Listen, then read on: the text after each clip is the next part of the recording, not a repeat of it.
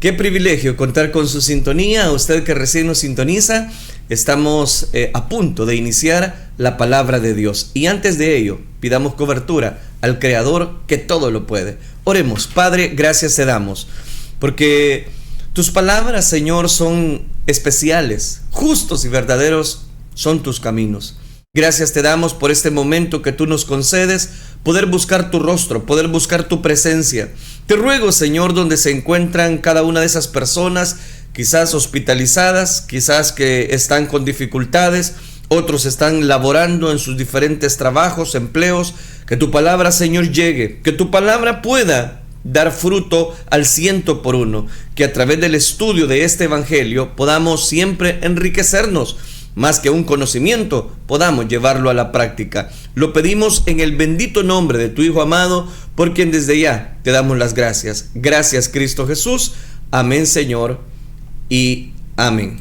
Continuamos desarrollando este estudio del Evangelio según San Juan, y hoy quisiera, amados hermanos, hablarles bajo el tema El Evangelio se extiende. Ese sería el tema, el Evangelio se extiende. Vamos a leer la palabra de Dios en el Evangelio según San Juan, específicamente en el capítulo número 12, versículo número 17 al 26. Dice la palabra del Señor: y daba testimonio la gente que estaba con él, cuando llamó a Lázaro del sepulcro y le resucitó de los muertos. Por lo cual también había venido la gente a recibirle, porque había oído que él había hecho esta señal. Pero los fariseos dijeron entre sí: ¿ya veis que no conseguís nada? Mirad, el mundo se va tras él. Había ciertos griegos entre los que habían subido a adorar en la fiesta. Estos pues se acercaron a Felipe, que era de Betsaida de Galilea, y le rogaron diciendo: Señor, quisiéramos ver a Jesús. Felipe fue y se lo dijo a Andrés. Entonces Andrés y Felipe se lo dijeron a Jesús. Jesús le respondió diciendo: ha llegado la hora para que el Hijo del Hombre sea glorificado. De cierto os digo que si el grano de trigo no cae en la tierra y muere, queda solo, pero si muere, lleva mucho fruto. El que ama su vida la perderá, y el que aborrece su vida en este mundo para vida eterna, la guardará. Si alguno me sirve, sígame. Y donde yo estuviere, allí también estará mi servidor. Si alguno me sirviere, mi Padre le honrará. Amén. Dejamos hasta ahí la lectura. Es interesante notar varios aspectos, específicamente dentro de esta lectura que ahora nos ocupa, hablando específicamente de este capítulo 12, versículo número 17 al 26. Hay que tener en cuenta quizás tres aspectos. Nuevamente se presenta una multitud. A diferencia de los otros pasajes, aquí se presentan o se mencionan unos griegos. Y aquí es donde de ahí quiero precisamente agarrar como punto base para hablar acerca de esta temática. El Evangelio se extiende. Un anticipo, esto es como un preámbulo a la salvación de los gentiles. Dios ordenó claramente que el Evangelio se predicara a todas las personas, a todas las naciones y a todas las etnias, a todos los grupos. Aún así, el deseo de Dios fue que el Evangelio se ofreciera primero a su pueblo escogido. Estoy hablando de Israel. Jesús le dijo a la mujer samaritana, que ya lo estudiamos, que la salvación viene de los judíos. Eso lo dice Juan capítulo 4 versículo 22. Esto es, no solo tiene su origen en ellos, pues Jesús es el Mesías, era judío. También se les ofrece a ellos primero, cuando el Señor envió a predicar a los 12 en una misión que les encargó. Por camino de los gentiles no vayáis, en ciudad de samaritanos no entréis, sino id antes a las ovejas perdidas de la casa de Israel. Eso es específicamente lo que el Señor declaró en Mateo capítulo 10, versículo 5 y 6. Y cuando una mujer gentil, recuerde en Marcos, se le acerca, le rogó que sanara a su hija poseída por un demonio, Jesús probó su fe diciéndole con mucha voy a decirlo, crueldad. No soy enviado sino a las ovejas perdidas de la casa de Israel. Solo después de su muerte y resurrección, Jesús ordenó a sus discípulos que se predicase en su nombre el arrepentimiento y el perdón de pecados en todas las naciones, comenzando desde Jerusalén. Esto continuó. Pablo y Bernabé declararon ante los judíos hostiles de Antioquía, de Pisidia, esto: a vosotros, a la verdad, era necesario que os hablase primero la palabra de Dios, mas puesto que la desecháis y no os juzgáis dignos de la vida eterna, he aquí, nos volvemos a los gentiles. Son palabras de Pablo y de Bernabé, y usted las puede encontrar en Hechos capítulo 13, versículo 46. Pablo también dijo a los romanos: es poder de Dios para salvación a todo aquel que cree, el evangelio, al judío primeramente y también al griego. Le cito Romanos capítulo 1, versículo 16. A diferencia de los privilegios y bendiciones que Israel disfrutaba, los gentiles estaban alejados de la ciudadanía de Israel y ajenos a los pactos de la promesa, sin esperanza, y por qué no decirlo, y sin Dios en el mundo. Ignoraban la revelación propia de Dios en las Escrituras, lo cual los llevaba a la esclavitud de la idolatría, a los resultantes, voy a decirlo, sin una búsqueda, y mucha corrupción. Ahora, los judíos, por ser receptores de las promesas del pacto divino en el Antiguo Testamento, se consideraban superiores a los gentiles paganos. Su Dios no estaba interesado en dejar entrar a los gentiles, según ellos. Por ejemplo, Jonás, recuerde, huyó en otra dirección. En lugar de proclamar el mensaje de Dios a los gentiles en la ciudad de Nínive, como se le había encargado por medio de el mensaje directo de Dios, le molestaba mucho la idea de que los gentiles pudieran conocer a su Dios. Después que se fue con esa renuncia y pagó su boleto a Tarsis, lo que él realmente está mostrando sí es desobediencia, pero lo que está mostrando es que el evangelio no era para los gentiles, y proclamó el juicio inminente de Dios en la ciudad cuando Dios le da una segunda oportunidad. El pueblo ninivita se arrepintió, como era de esperar.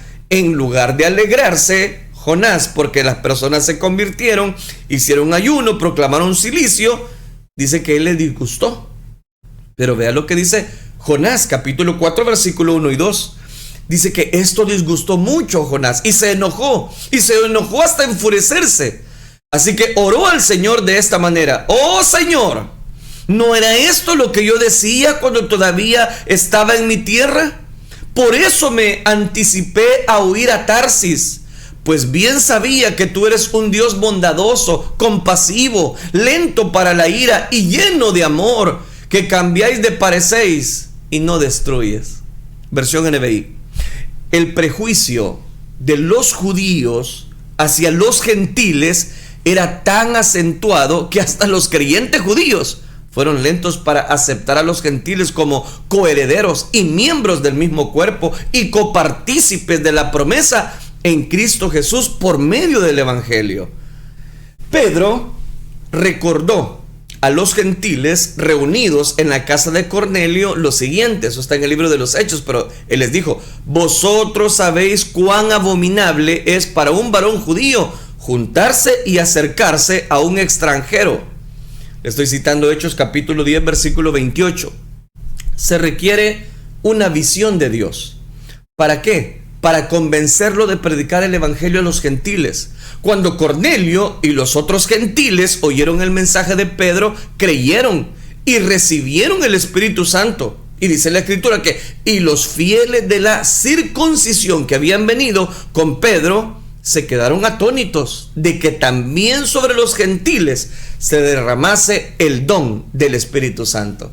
Dice la Escritura que cuando Pedro regresó a Jerusalén, disputaban con él los que eran de la circuncisión, diciendo: ¿por qué has entrado en casa de hombres incircuncisos y has comido con ellos, Pedro?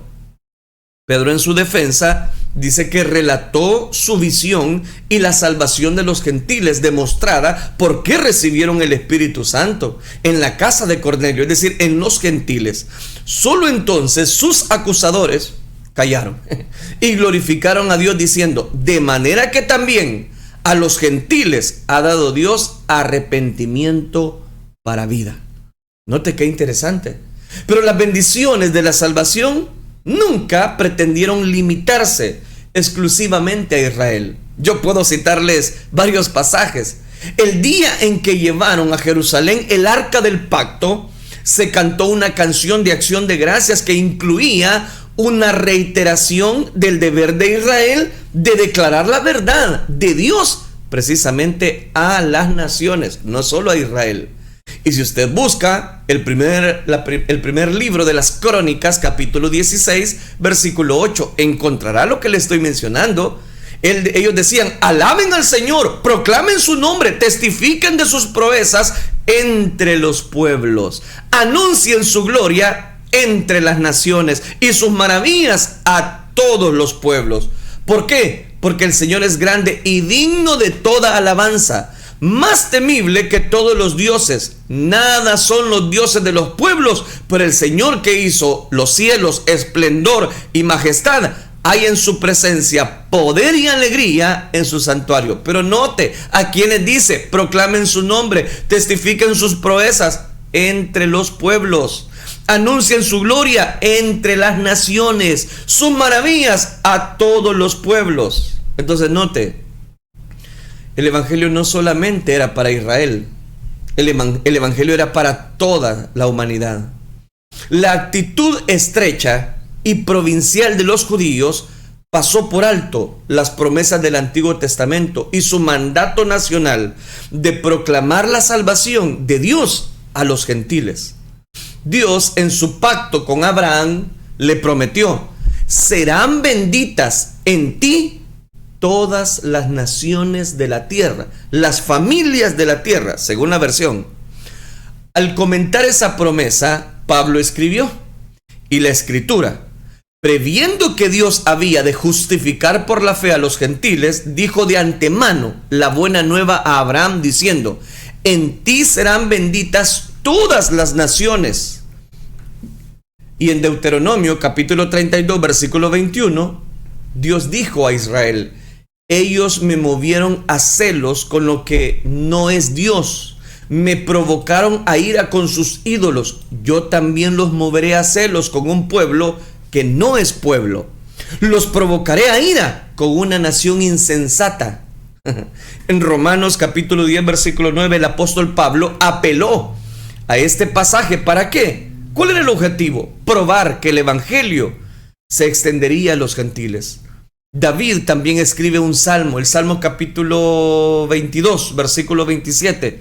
Se acordarán del Señor y se volverán a Él todos los confines de la tierra. Ante Él se postrarán todas las familias de las naciones. No, hombre, hermano, interesante. Las naciones temerán el nombre del Señor. Todos los reyes de la tierra reconocerán su majestad. ¿Qué quiero mostrarle con todo eso? Que Dios había elegido desde el Antiguo Testamento, no solo a los judíos, no solamente las mismas escrituras de ellos revelaban el plan de Dios para salvación, para salvación a los gentiles.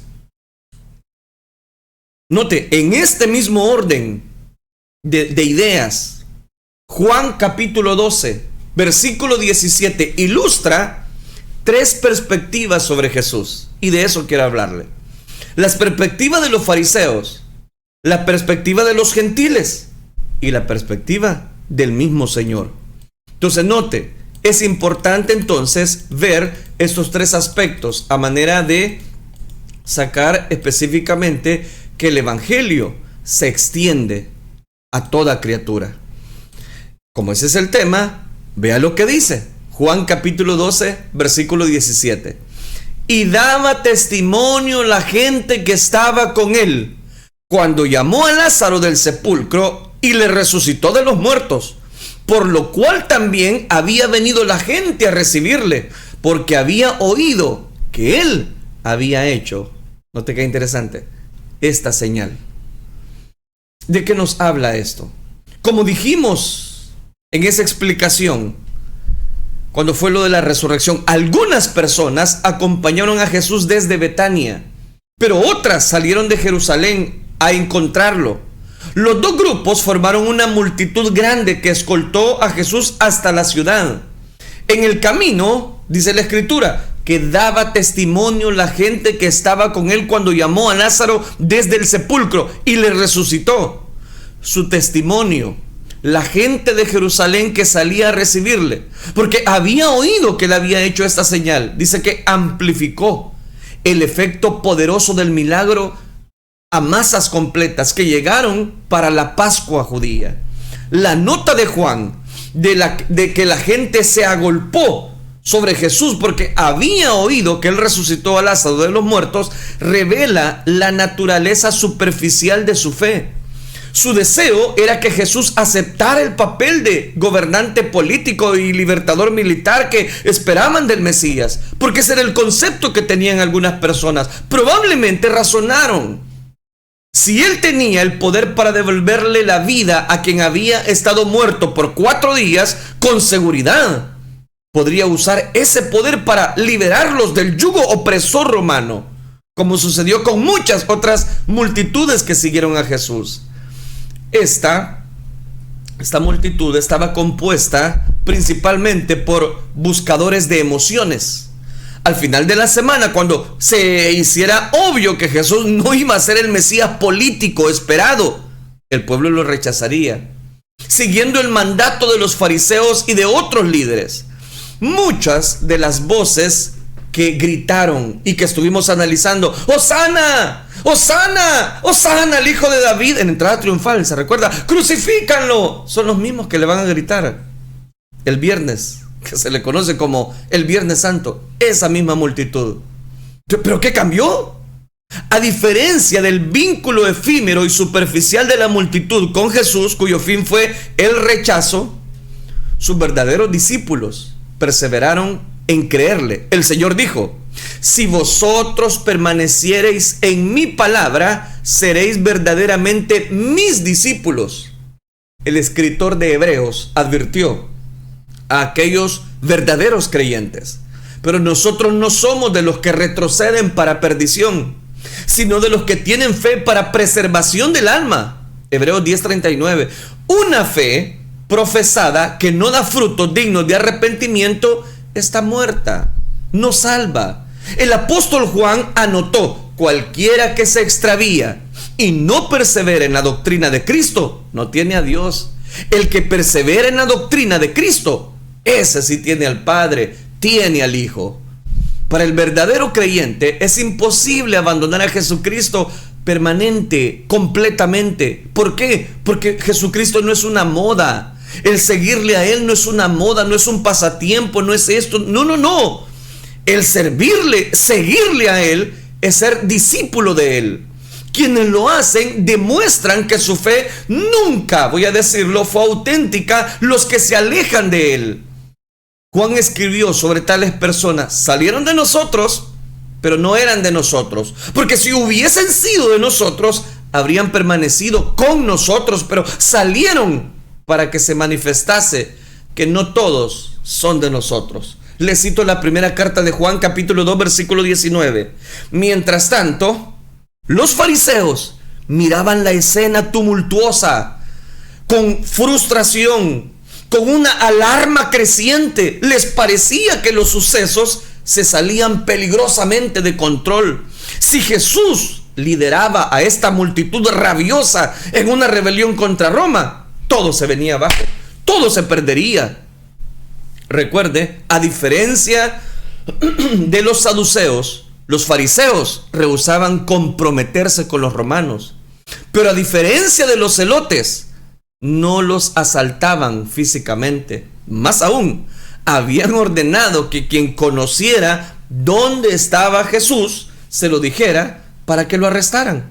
Esos eran los fariseos. Irónicamente, ahí, a plena vista, estaba el que tantas ganas tenían de prender. El problema es que estaba rodeado de muchas personas. Y por eso los fariseos dijeron entre sí: ¿ya veis que no conseguís nada? Mirad, el mundo se va tras él.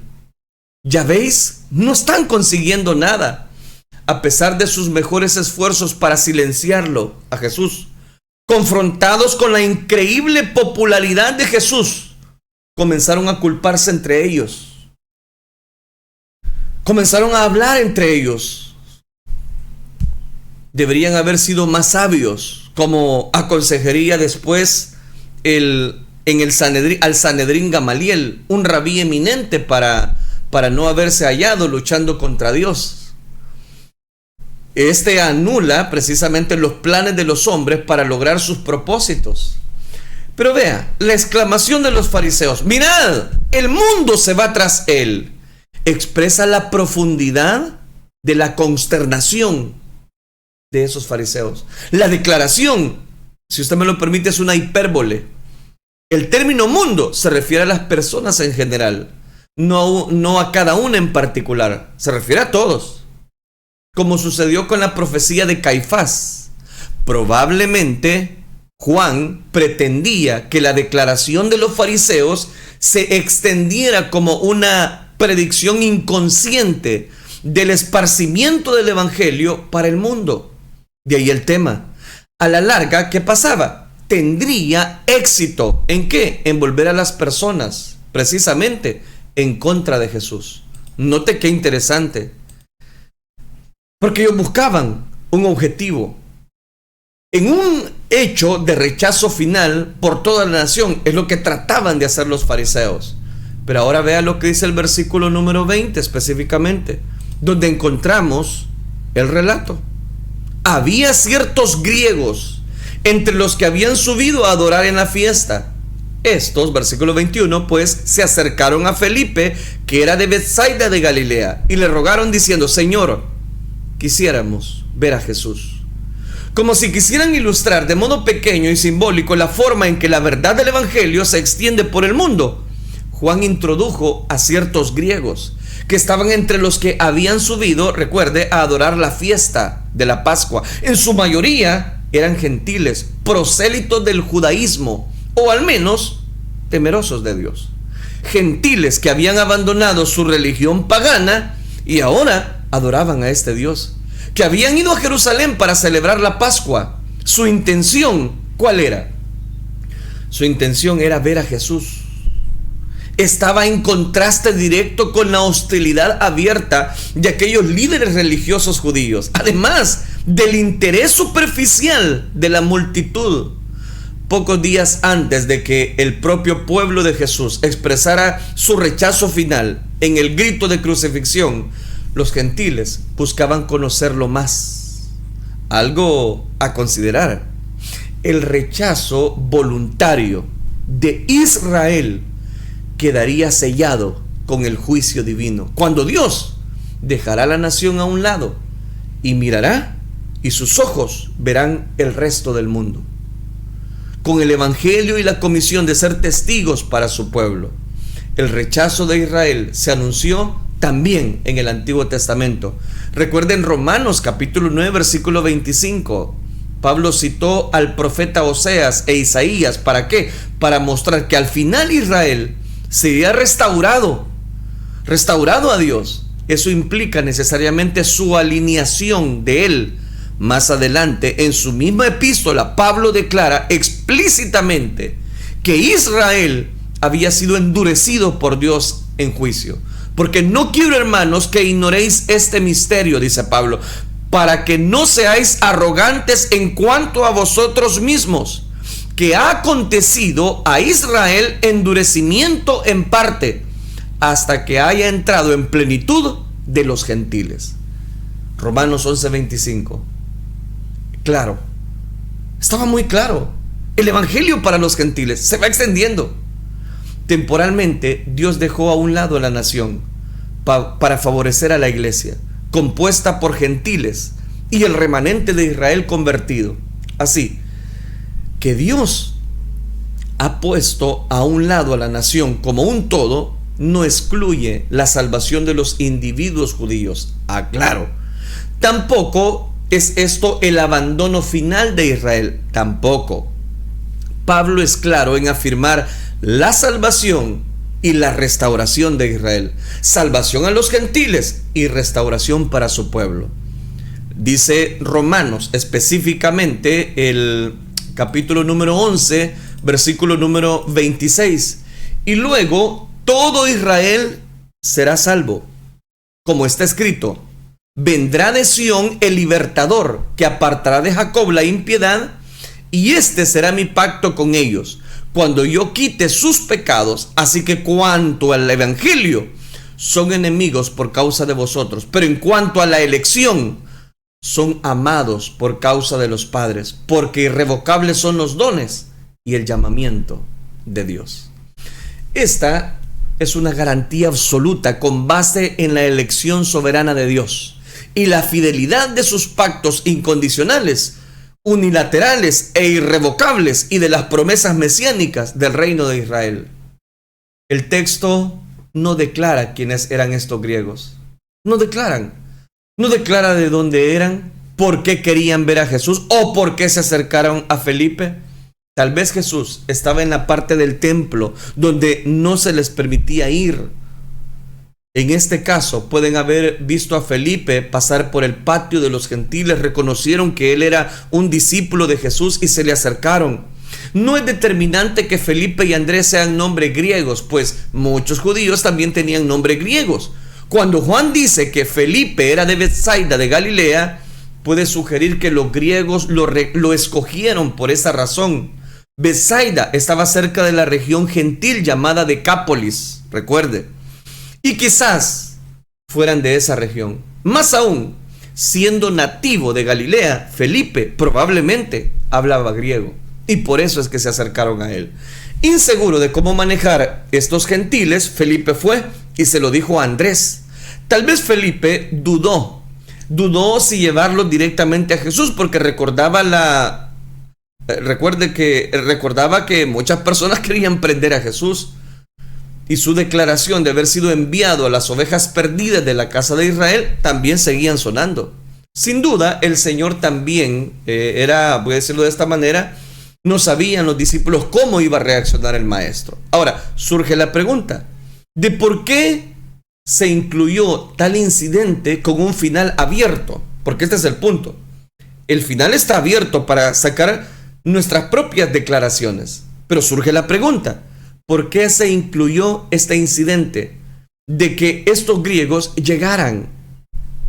Como no consta si Jesús habló con ellos, porque eso es lo que podemos seguir leyendo, y no aparece si Jesús habló con ellos. Lo mejor que podemos decir es que presentan el interés de los gentiles, la ola del futuro cercano, cuando el Señor llamará a la iglesia un pueblo nuevo, compuesto, a ser testigos de su amor especial.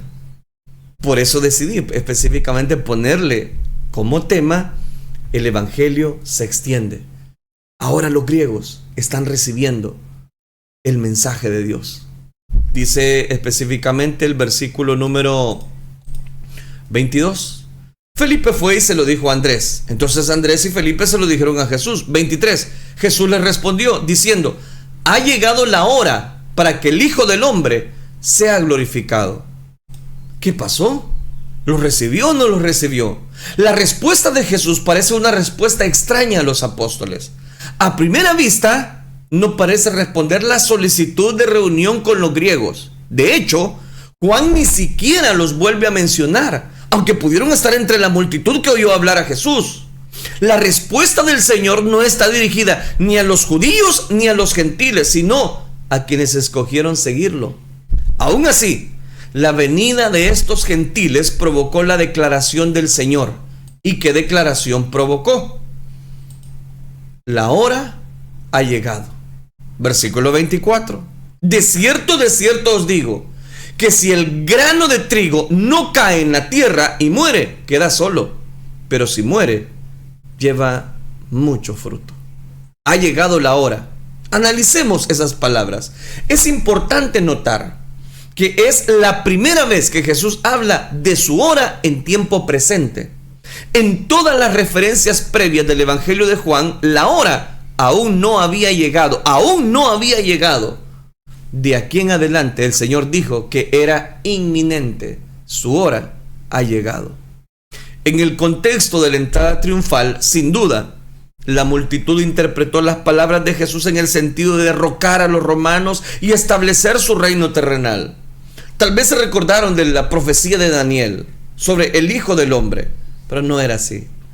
Sin embargo, la siguiente declaración de Jesús acabó con todas las ilusiones de los dos hombres. Cambió sus sueños de conquista en una visión de muerte. El Señor comenzó con la frase solemne: de cierto os digo. Lo que está es destacando la importancia. El Hijo del Hombre no sería glorificado por conquistar a los romanos y establecer su reino inmediato como ellos lo anticiparon precipitadamente, sino por su muerte. Jesús usó una ilustración de la agricultura, seguramente conocida por sus oyentes, como ya es habitual. Si el grano de trigo no cae en la tierra y muere, queda solo, pero si muere, lleva fruto. El Señor quiso decir que sí sería glorificado, pero por su muerte y su resurrección. Nunca podría establecer su reino glorioso con todas sus características prometidas en las Escrituras sin la cruz. Y crea que la cruz fue solamente una reacción provocada por la incredulidad de Israel como personas necias. En el camino a Emaús le dijo a sus discípulos, recuerde esto: oh insensatos y tardos de corazón para creer que todo lo que los profetas han dicho. ¿No era necesario que el Cristo padeciera estas cosas y que entrara en su gloria? Y comenzando desde Moisés y siguiendo por todos los profetas, les declaraba en todas las Escrituras lo que él decía. Jesús sabía que después de la cruz, el Evangelio se esparcería mucho más allá de los límites de Israel, hasta todas las naciones del mundo. Por eso respondió a la solicitud de entrevista con los griegos, señalando la inminencia de su muerte. Los griegos querían verlo, pero Jesús sabía que la única forma en que ellos podían disfrutar de comunión verdadera era que Él era por medio de su sacrificio expiatorio. Como el grano de trigo que cae en la tierra y muere para producir una cosecha rica, también la muerte de Cristo produciría mucho fruto. Aportaría la salvación a muchos de toda tribu, lengua y nación. Ese fruto incluye a los incontables, nosotros, los gentiles, como los griegos que deseaban conocerlo, sin importar la raza, el color. Toda persona que recibe la vida eterna por medio de la fe en Jesucristo es parte de la cosecha espiritual que resultó de esa muerte. La obediencia de Jesús hasta la muerte y muerte de cruz fue la manifestación final de la sumisión al Padre, de la negación a buscar su propia gloria, sino obedecer. ¡Qué tremenda lección! Entonces note, Jesús aplicó esa verdad con una invitación general que ilustraba la actitud del corazón requerida de quien recibe su regalo de la salvación. El que ama su vida en este mundo por preferirlo sobre los intereses del reino de Dios, al final la perderá. Por otra parte, el que aborrece su vida en este mundo y hace de Cristo su hogar, su prioridad para vida eterna, guardará su vida. Odiar la vida propia es una expresión semítica que tiene la connotación de dar preferencia a una cosa sobre otra. La palabra traducida a quien no ama en la versión NBI en estos versículos quiere decir literalmente aborrecida. En ese contexto se refiere a preferir a Cristo sobre las posesiones, sobre la familia, sobre las metas, sobre los planes, sobre los deseos, incluso sobre la vida propia. Cuidado, porque hoy en día tenemos un evangelio que pone en todas las cosas y por último, ahí si cabe, está Dios. No, no es así. No es así. El que aborrece su vida en este mundo ganará la vida eterna. Ese es el evangelio que Jesús predicó. Y ese es el evangelio que nosotros necesitamos en diferentes iglesias. La familia, las posesiones, las metas, los planes, los deseos, los anhelos del corazón, todo eso es bueno. Pero antes de todas esas cosas, ahí como un punto y final, primero debe de estar Cristo. El que ama a padre y madre más que a mí, no es digno del que me ama. Así dijo Cristo. El que haya su vida la perderá, y el que pierda su vida por causa de mí, la hallará. Si alguno viene a mí y no aborrece a su padre, a madre, mujer e hijos, hermanos y hermanas, y aún también su propia vida, no puede ser mi discípulo. El Señor no está diciendo, como algunas personas analizan, que el Señor no está diciendo que aborrezca a sus hijos, que aborrezca a su familia, que aborrezca el matrimonio. No, Él no está diciendo eso. Lo que está diciendo es que si usted ama a Cristo, usted debe de demostrarlo. En Lucas capítulo 9 versículo 23, y decía a todos: si alguno quiere venir en pos de mí, niéguese a sí mismo, tome su cruz cada día y sígame. Porque todo el que quiera salvar su vida, la perderá. Y todo el que quiera su vida por causa de mí, esta la salvará. Por lo tanto, el que se enaltece será humillado, y el que se humilla será enaltecido. No, la gente habla de grandeza, de hacer esto. La gente habla de poder, pero no habla de humillaciones. No habla precisamente de buscar a Jesús. Aunque tal vez muchas personas tienen un evangelio muy fluctuante, la medida es la siguiente: si usted quiere ser discípulo, discípula de Cristo, niéguese a sí mismo, tome su cruz y sigámosle. ¿Quién sirve a Jesús? Debe seguirlo. El que dice que permanece en Él debe de andar como Él anduvo, dice Juan. Así la salvación verdadera no solo es efecto, sino dirección. Jesús hizo dos promesas finales y gloriosas a quienes lo siguen. Primero, donde Él está, allí también estará su servidor. Esto no es otra cosa que la promesa del cielo eterno. En Juan capítulo 14, lo vamos a ver en este evangelio, 2 capítulos más, Jesús dijo a sus discípulos: si me fuere y os prepararé el lugar, vendré otra vez y os tomaré en mi mano. Qué lindo. Y os tomaré, dice, los tomaré en mi mano, para que donde yo estoy, vosotros también estéis. En contraste a sus enemigos, no sabían a dónde iba Él y no podían ir allá. Pero son dos promesas. La segunda promesa de bendición para quien sigue a Jesús, es que el Padre le honrará. Todos los honores humanos palidecen de insignificancia ante el honor eterno de Dios, que impartirá sobre quienes aman y sirven a su Hijo. Quienes obtengan la salvación que es en Cristo Jesús, ganan gloria eterna. Por medio de la muerte de Jesucristo, Dios buscaba llevar a muchos hijos a la gloria. Aunque el mundo odie a quienes sirven al Señor Jesucristo, esto es aquí, pero la promesa de Dios sigue siendo cierta y clara: yo honraré a los que me honran. Esa promesa, dada originalmente a los judíos del Antiguo Testamento, se extiende ahora por medio de la cruz a todos los que creen verdaderamente. Como resultado, de los gentiles son coherederos y miembros del mismo cuerpo y copartícipes de la promesa de Cristo. Ahora, tengo que hacer aplicaciones por cuestión de tiempo.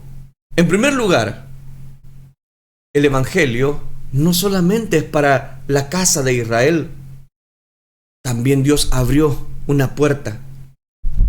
El problema es que es una puerta estrecha, porque amplia es la puerta que lleva a la perdición, y muchos van por él. El evangelio es para usted. ¿Para mí? Sí, para usted que me está escuchando. Ese evangelio se extiende. Acá eran griegos. Juan no vuelve a mencionar a estos griegos, y uno se pregunta: ¿y para qué los mencionó? Porque aquí, hermano, tenemos un anticipo al evangelio de la gentilidad. Dios les iba a mostrar que si ellos lo rechazaban, otros iban a obedecer su voluntad. A través de la muerte y resurrección de Cristo encontramos el perdón de pecados. Y por eso el Señor ha dicho específicamente, con lo cual finalizo: el que ama su vida la perderá, y el que aborrece su vida en este mundo para vida eterna la guardará. Si alguno me sirve, sígame, y donde yo estuviere, allí también estará mi servidor. Si alguno me sirviere, mi Padre le honrará. Qué precioso es estar en el camino correcto.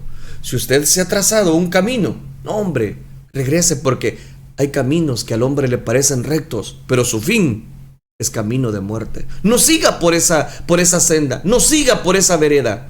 Aunque el camino parece muy bueno, lo llevará a una perdición. Mejor enfóquese en el camino precioso que Dios ha dejado. Él dijo: yo soy el camino, yo soy la verdad, yo soy la vida. Padre, gracias te damos por tu palabra en esta hora. Gracias te damos por cada oyente. Gracias te damos por cada persona que ha buscado, Señor, tu rostro a través de esta reflexión de tu palabra. Gracias te damos. A ti sea toda la gloria hoy y siempre. Gracias, Dios mío. Permítenos siempre estar atentos a tu voluntad, y que tú eres, Señor, siempre el dador de la vida, el autor y consumador de nuestra fe. Gracias te damos, Cristo Jesús. La gloria y la honra te la damos solo a ti, Señor. Gracias, Dios. Amén, Señor, y amén.